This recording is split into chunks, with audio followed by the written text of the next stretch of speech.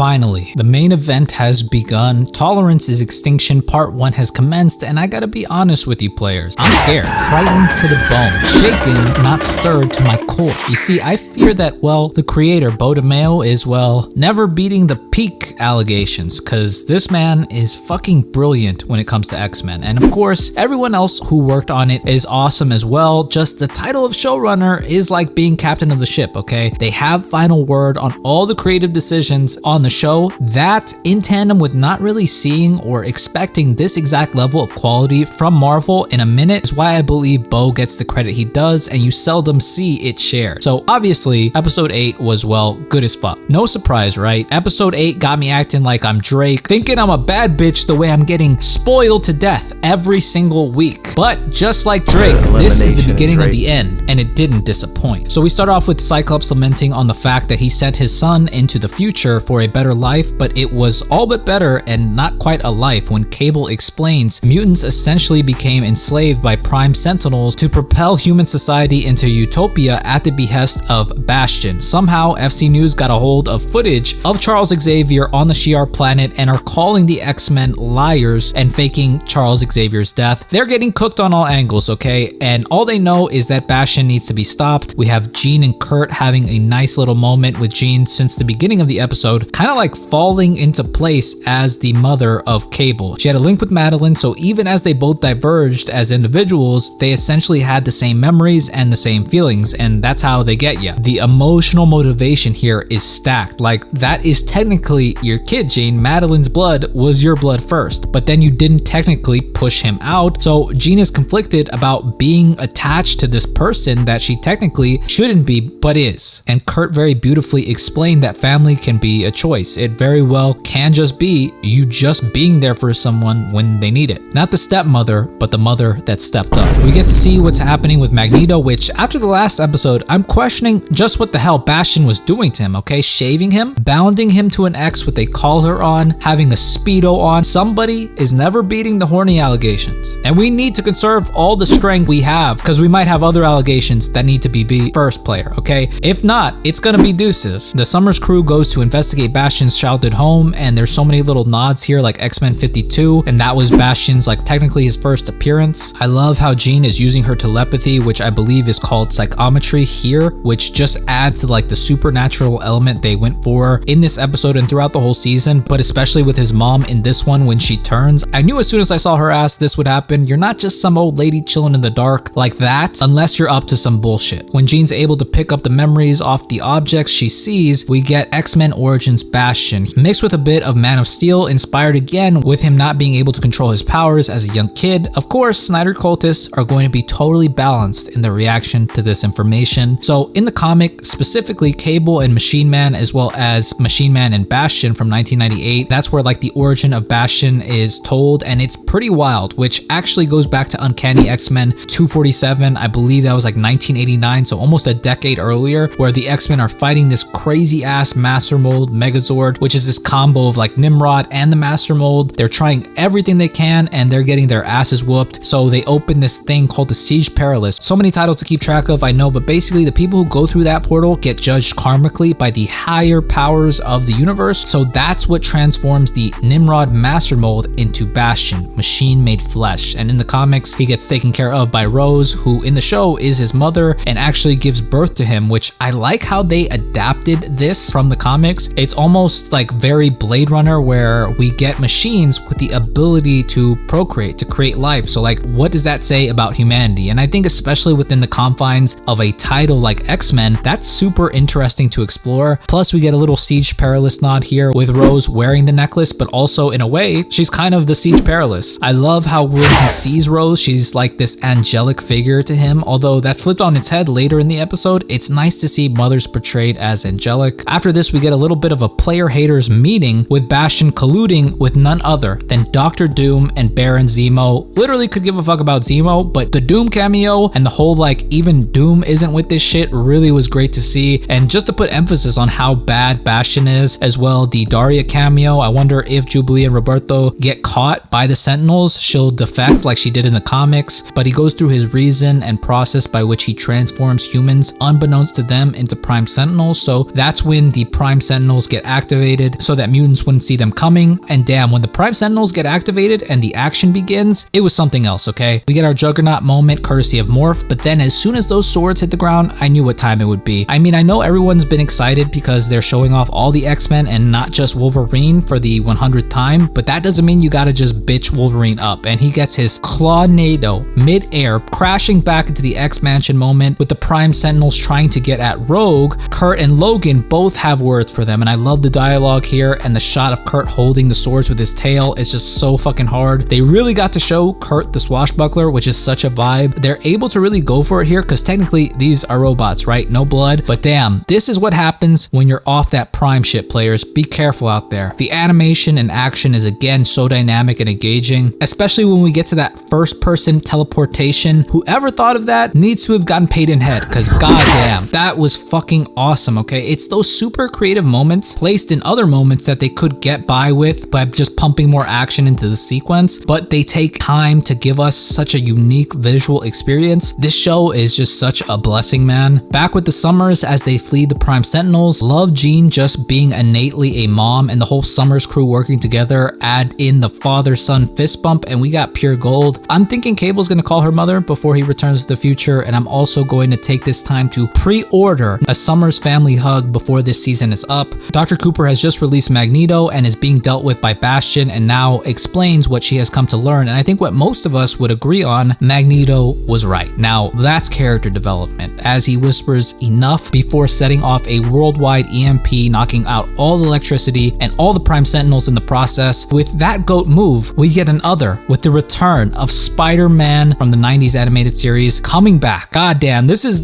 great stuff. Like, I need to know what happened in that cliffhanger from the animated series, but is it possible we get a continuation with them making friendly neighborhood Spider-Man? Could they potentially tie that up for us within X-Men 97 or maybe in season 2 of the show? If they aren't able to do a whole show, of course. The future is calling, but there's so much juice left in the past. We get to see Silver Samurai and Omega Red as well, and all that leading to the cliffhanger of Xavier finally returning to Earth at the 11th hour and calling out to me, my X-Men. Goddamn, I want more now, but I also don't want this to end. This is such a great start to the storyline, and I can't wait to see how it all culminates in the end. I need Storm to come back and light some mofos up. I'm curious just how Bastion responds after this, because of course he has to have something up his sleeves for this kind of event, and how Magneto even survived after Genosha. Hopefully we see a Xavier and Magneto team up in the end, and I'm curious what exactly will be teased for season 2, but I don't want to get too ahead of myself here. Again, the dialogue, the pacing, the action, the animation are all superb, so I gotta give this episode a fluctuating 8.5 to 9 out of 10. I liked Loki, but I don't know if I'm prepared for a good ending from a Marvel Disney Plus show on this level, okay? If they stick this landing, this shit will be game changing. Like, this will legitimately be the best thing that Marvel Studios has ever made. Again, I have no idea what actually went down with Bodemail, but he was the captain of the ship and he made something truly great, like exceptional among other exceptional stuff. That's why people want him back so bad. If he did something truly heinous, I get it, it's deuces, but I'm hoping that isn't the case. All in all, let me know what y'all thought of the episode and any predictions or expectations you have for the last 2 episodes. I'm all ears on that, but that's it. If you liked the video, leave me a thumbs up, comment down below, and if you want, subscribe. I always appreciate it. Thank you guys so much for watching. I hope all of you guys are well, and I will see you in the next one.